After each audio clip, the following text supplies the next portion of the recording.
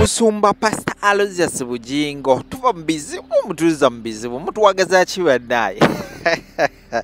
Omusumba Pastor Aloysius Bugingo yayimye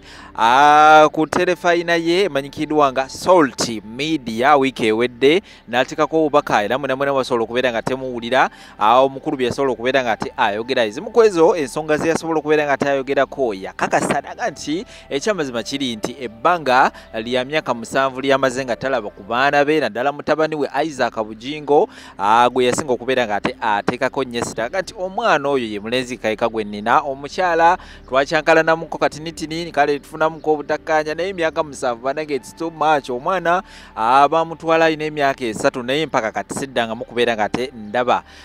ku mwana wange oyo abaana abawala nabo mbaagala bawala bange era nga yayongerezaako n'agamba nti waliwo ebiseera biri we bamukubira amasasa omumujjukira bulungi nnyo yateekawo obubaka n'agamba nti nabwe yali badde afiiridde mu mbeera eyo okubeera nga tebamukubye amasasi akasajja ako akabadde kalabirira abaana be oba yali ategeeza kasajja kimbwa akabadde kalabirira abaana be tekayina buyinza kubeera nga atekagaba bawala be era nga tetwasobola kubeera nga tetumanya ndowooza nga tugayo omusumba ndowooza alabika omutima gw'ekizadde ekyamazima kiri tigulabika gumukutte naye munange wayisewo ebbanga tini nnyo ebyama ne bivaayo nti omu ku bawala ba Pastor Aloysius Bugingo ali mu kubeera nga ate ateekateeka embaga era nasobola okubeera nga ate bibatirawawo mwasobola okubeera nga ate of course mulaba embeera nga bwe yali saidizeyo era nga zo kaadi zatandise dde okubeera nga ate munange zifuluma era nga abagenyi ab'enjawulo batandise dde okubeera nga ate bafuna kaadi zaabwe nange nafunye dda kaadi yange era nga munange tugenda kubeera wali nga tulya ekimere munage ebyama ebimu ku ebyo ebigenda okubeera nga tebeera ku mukolo kigambibwa mbu Pastor Robert Kayanja yagenda okubeera nga temunage akola nga taata era nga ojja kwebuuza ate kijja kitya Pastor Aloysius Bugingo gyali ate ne Pastor Kayanja naye ali wano munage oluvannyuma okubeera nga temunage family eno yayawukanamu omusumba Teddy Bugingo yasalawo n'abeera nga ate munage addukira ku family ya Pastor Kayanja omu n'omukyala amanyikidwa nga Jessica Kayanja era nga munage be basobodde okubeera nga tebabeererawo abaana bano n'omukyalo no sako nokubeera nga ate omukyalo no bamugumyagumya era nga wenjogera saawa eno Pastor Teddy Bugingo baliwo ne kanisa gye basobola okubeera nga ate munange bamutandikira era nga waliwo akatambi kengenda okubeera nga ate nkuzanyiraawo omusumba Pastor Aloysius Bugingo ng'ayogera ku nsonga zino eza Robert Kayanja naye bannange kyeyamukoze sibyawunaka mugenda kubeera nga tebikuterawo osobola okubeera nga te omanya ki ekigenda mu maaso sayidi zeyo naye nga bannange byo si byangu n'akamu omwana wo ensawo eno yona akola omukolo ate nabeera nga ate ayita omuntu omulala nabeera nga ate amuwa ebirungi kugamba ebirungi bibatera okubeera nga tebawa bataata ku mikolo mubitegera bulungi nnyo nga gwoli eno osirise tomanyi na ki kigenda mu maaso obanga emikolo girabulabi ku TV so ndowooza kyekimu ku ekyo ekyaviirako omusumba okubeera nga temunange yeekubira omulanga so kubeera nga tembaterawo embeera eyo musobola okubeera nga temumanya ki ekigenda mu maaso sayidi zeeyo era nga bwe nabambagyeyo of course ngenda kubeera nga tembongerezako n'obutambi obulala bungi eyo likinga ate sharingirako abala comment section kirira wansi awo mu kabokisi tekayo endowooza wamma gwolowooza ki Pastor Aloysius Bugingo bamusonyiwe omwana akkiriza okubeera nga temunange Pastor Bugingo ajja abeere taata ku mukolo okusinziira ku biri ebyaliwo ebya mama waabwe byebasobola okubeera nga tebeerangira mu ate ekikulukuta ate biki ebibasooka babiteeka ebbali ajja abeerewo ku mukolo gwa muwala we oba bagende mu maaso n'enteekateeka ne Pastor Kayanja okubeera nga temunange yagenda okubeera nga taata ku mukolo ogwo gulowooza ki teekawo komenti yo wansi wo kamene nga tembaterawo ensonga zino nkomaona amawulire amala mangi etumuvaamu Pastor Robert Kayanja namulaba nga ali ne Teddy ku Miracle Center n'olwaleero ne Jessica Kayanja bakyakukuta ne Teddy n'abaana bange Pastor Robert Kayanja namulaba nga ali ne Teddy ku Miracle Center n'olwaleero ne Jessica Kayanja bakyakukuta ne Teddy n'abaana bange bimugulumiza waggulu kubanga amanye erinnya lyange alinkabira nange ndi muyita n'abeeranga bamu naye bw'anaanakuwalanga waliwo ebinakuwaza kinakuwaza okulya Christmas n'oli eyokubiri n'oli eyokusatu n'oli eyokuna n'oli eyokutaano n'oli eyomukaaga ng'omwana wo tomulabyeko tomanyi kyekitegeeza fees nzirina abaana b'abantu bangi bempeerera omwana omulenzi gwenzaala ze nasembayo okwagala omumusasulira twazireka mu ministry ya youth and children affairs yezasigala lawyer yanoonya engeri gye tutuusa fees ku mwana gwenzaala Isaac Bugingo Miracle kyalema omwana bamuyita Isaac Miracle Bugingo kati awezezza emyaka ndowooza 9-10 awezezza emyaka 10 ku myaka 11 mulaba nga ayinako 3 abeera mu Uganda nange mbeera mu Uganda ate oba bamugamba nti ndi abantu abantu baŋŋumya baŋŋamba bwali mulenzi oliba oli awo ngaze gy'emyaka 18 mu maaso kati wuliriza Zaburi 9:15 alinkaabira nange ndimuyita n'abeeranga bamu naye bw'anaanakuwalanga n'omuntu atalina buzibu naye alina akaseera watuuka n'anakuwala naye ekinsanyusa kiri kimu siweerera baana 10 siweerera baana 20 siri kitongole sina kitongole nti waliwo abazungu abampa ssente era sibanjulirangako mu kanisa eno nti nyina gurupu y'abaana gyemperera mu nnyambeko naye Katonda ye mujulizi siweerera baana 10 ate siweerera baana 2 naye bonna ne kaakati bonna nazimazeeyo naye kinnuma okubanga omulenzi owange gwenzaala naddinayingibwa access okumuweerera simulaba simuweerera naye oluusi ekiŋŋumya neŋŋuma neŋŋa nti kasita ennyumba eri kitange gye yagamba nti wooteeri omwana wange mwabeera kale obanga bamugamba sirina buvunaanyizibwa era ndi musirusiru sisobola namuweerera yali andabyeko nga nyina kyendeese kale waakiri tebayinza mulima nti ennyumba bye bagizimba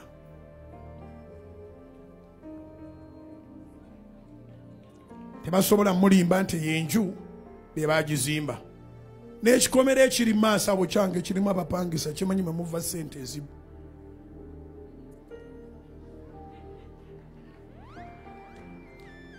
naye kiruma omwana n'okoma okumulabako ku myaka 3 nga toli kisajjasajja nga toli muntu atalina buvunaanyizibwa naweza emyaka 10 Isaac Miracle Bugingo ye mulenzi yeka gwe nnina naye emyaka 7 egiyise simulabangako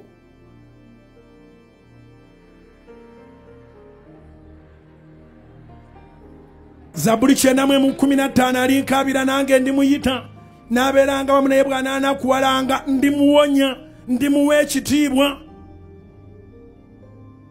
manya omuntu ayinza okwagala okwambula ekitiibwa nalaga nti olina kyogasa naye ng'ate eriyo famire buli lunaku ezigamba nti wangaala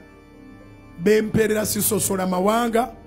bempeerera ddala basaanidde okuweererwa naye n'olwaleero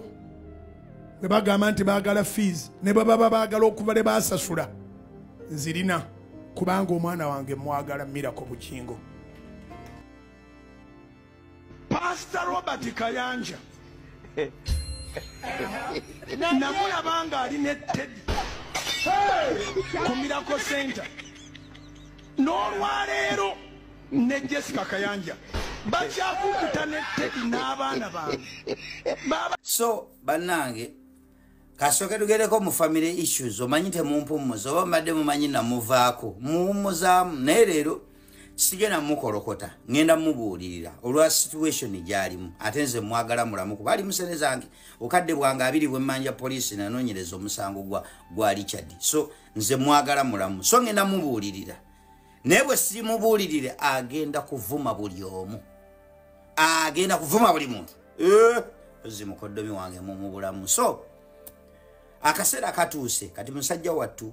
olw'ebizibu byayiseemu ku mulembe gwa mwannyina ze makula atuse ekiseera ka relationship kamuboye akamuwalaawala. Omanyi abantu abasinga kino kyo bwe kirina okuba.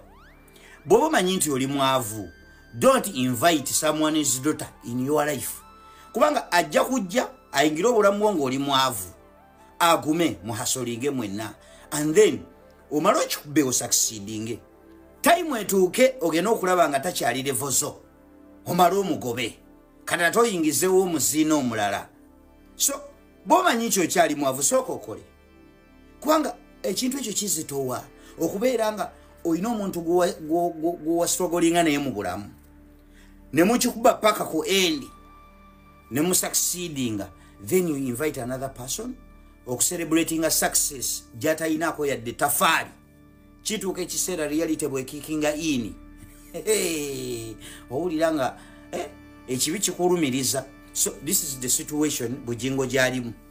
mu kaseera we yabeerera n'omukyalo oli, ebintu buli kimu kyali kitambula smoothly, naye ebizibu byalabidde ku mulembe gwa mwannyinaze. Atuuse ekiseera ate simanyi omuntu afudde, Pentagon eganye, alaba pressure, alaba oli munne Pastor Kakanda azimbye church, ye Pentagon eganye, ebizibu biringa ebizibu. Then reality nekikinga in naddamu na reflecting emabega, manye ebizibu bikuddawo ne bikulowoozesa ebyayita. Najjukira back in the days when they used to sleep on empty stomach with the Teddy. Kinyabo ne kimugamba everything will be fine, ne kitetenkanya ne bajja going out of the situation, buli kimu ne kitambula. Kati alaba gwalina lyawo atudde butuuzi, kalyawo kalinga kagugu k'abaana ba DP.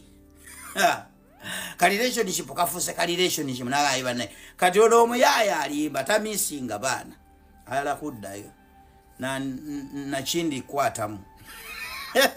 He's missing his baby mama, ayagala kuddayo. So nza magezi genkuwa Bujingo galyaga simple, sinaayo magezi malala gengenda kuwa ku katuuti kwennyini ko wayimirira ng'olengezza omukyalo oyo ng'omuvuma omukasuukirira ebigambo by'omukasuukirira. Ke katuuti ke kamu koba okozesa okola apology ejja kumalawo byonna simple, ajja kusonyiwa omukazi oyo olayagaana okunywanyulawo empeta, okusazaawo empeta. So she's open for an apology. Kyoba okola kiri simple, yimirira ku katuuti kuwamukasuukirira ebigambo ebiswaza n'omulengeza mu nsi yonna, n'omulengeza mu maaso g'abaana be babiraba. Internet never forget, sijebiri omwetondere pride ogiteeke wabbali ey'ekisumbo, manye nti kati ekikuzitooweredde nze kati nfuse therapist wo ekyo kye weetise ku mutima ekikuzitooweredde, apologize to that woman, buli kimu kiggwe oddeyo. Naye bw'oba ng'ozzeeyo, oba mwannyinaze tazadde tetuva mu nju njeru. Mwannyinaze makulu omusajja byonna abikola amisinge his baby mama, naye tetufuluma nju mukwano makula, tetudda gye twava, ffe tumanyi gye twava, tetudda mu bulamu bwa kasino. Amisinge baby mama addeyo akole byonna ku mikolo gy'embaga bamuyite, tetufuluma nju njeru. Bujingo please, tetufuluma nju njeru. Naye nzaaga amagezi nkwadde ga bwaleero, size kukolokota, nzize kuwa magezi. Kwate ekkubo oyimirire ku katuuti kuwalengezeza omukyalo oyo, omwetondere. Bannange neegomba okusisinkana ku mukyalo oyo nga nzize e Uganda. I've never seen a woman who handles a situation like a man. Omukazi akuba kye bayita silent treatment. Video walwaji kubyemu essimu badde nkyabagamba abakazi baagala nnyo busimpathy. Ng'omusajja alina kyamwogeddeko n'alyoka atala buli wadde, naye omukazi bamuko akasajja kamukolokotedde ku kituuti mu buli mulundi. She's quiet. Eyo gye bayita silent treatment muzima. Teddy negomba okukusisinkanako wanudde. Bale mumpe connections z'omukyalo oyo kuba kati nzija. Eri gyenzije Uganda njagala musisinkaneko ge mazima, negomba omusisinkana. Buli muntu alina abantu beegomba okusisinkanako mu nsi eno ng'ensi tannagifuluma. So she's on the list. So that's it. Muko genda weetonde. ekikuzitoweredde ku mutima kijja kuvaako nkwagala oli mulamu oyinimu ssene zange nnyingi. Yes. Susan Makulu agamba nti omwana Pastor Kayanja yagenda okubeera kitaawe kubanga yababeererawo nnyo mu mbeera enzibu yali Kasameme nga omukulu abagobaganya abazeeri Pastor Bugingo nga abagobaganya nga yakazaala omwana ng'omwana mukulu ng'omwana akuze kaakati njagala otuwe analysis yo ku nsonga eno bw'okiraba nga kituufu newankubadde baafuna okusoowagana ne Pastor Bugingo